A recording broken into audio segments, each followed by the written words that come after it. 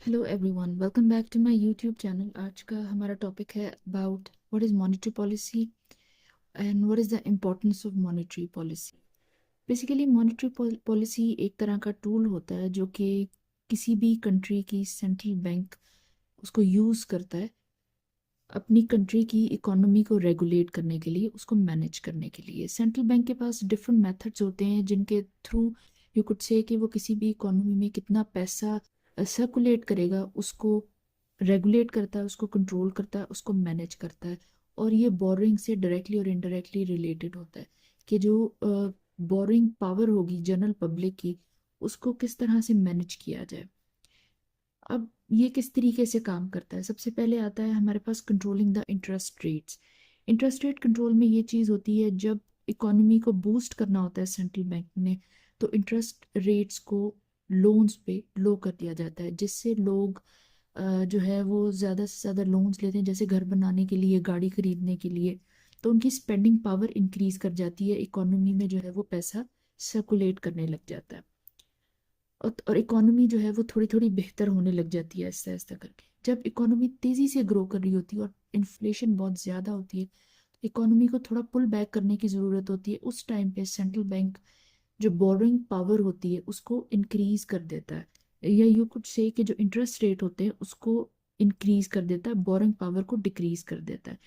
Interest rate increase करने से boring बहुत एक्सपेंसिव हो जाती है लोगों के लिए, और लोग अपनी स्पेंडिंग को कंट्रोल करने लग जाते हैं। The next point is changing money supply.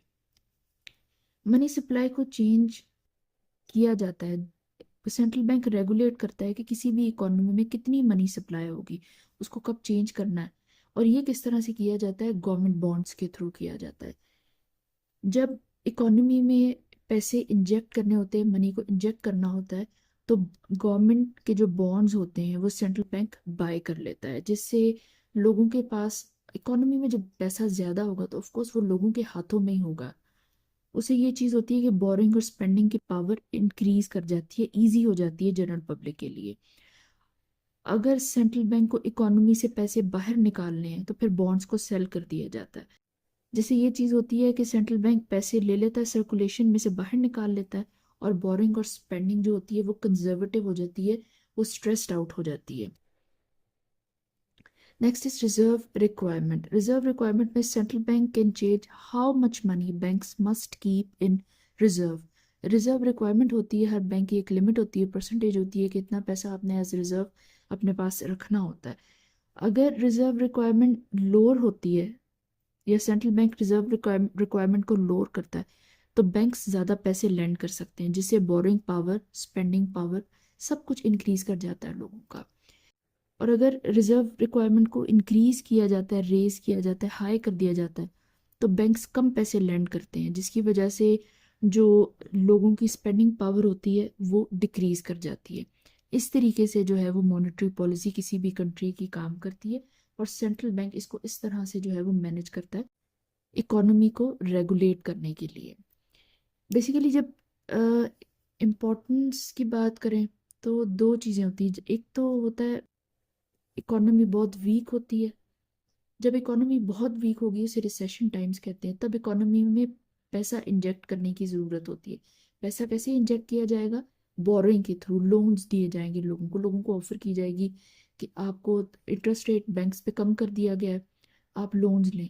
लोग लोन लेंगे तो वो कहीं ना कहीं इन्वेस्ट करेंगे अपनी, यू कुड से कि अपनी मॉनेटरी हेल्थ को या अपनी फाइनेंशियल हेल्थ को बेहतर करने के लिए, या गाड़ी ले लेंगे, या घर के लिए लोन ले लेंगे। तो इससे जब इकोनॉमी में पैसा सर्कुलेट करने लग जाएगा तो इकोनॉमी बेहतर होने लग जाएगी। दूसरा पॉइंट होता है, जब इकोनॉमी तेजी से ग्रो कर रही होती है, बहुत हाई लेवल पे चले जाती है, तो उसको पुल बैक की ज़रूरत होती है। तब मार्केट से या इकोनॉमी से पैसा वापस खींचने की ज़रूरत होती है। तब लोगों की जो बोरिंग कैपेसिटी होती है उसको डिक्रीज कर दिया जाता है। इंटरेस्ट रेट इतने बढ़ जाते हैं कि लोग पैसा बैंकों से उठा ही नहीं सकते, बोरो ही नहीं कर सकते। इस तरह से जो है वो इकोनॉमी बैलेंस आउट हो जाती है। मॉनेटरी पॉलिसी बेसिकली इकोनॉमी की स्पीड को मैनेज करना, एडजस्ट करने को कहते हैं। जब बहुत स्लो होती है पॉलिसी, उसको स्पीड अप कर दिया जाता है। जब इकोनॉमी ओवरहीट कर रही होती है तो उसको स्लो डाउन किया जाता है। सेंट्रल बैंक इंटरेस्ट रेट्स को कंट्रोल करके और मनी सप्लाई को कंट्रोल करके और कुछ और एक दो तीन इंडिकेटर्स होते हैं, उनके थ्रू जो है वो पूरी इकोनॉमी को रेगुलेट करता है। इस तरह से जो है वो हमारी मॉनेटरी पॉलिसी वर्क करती है।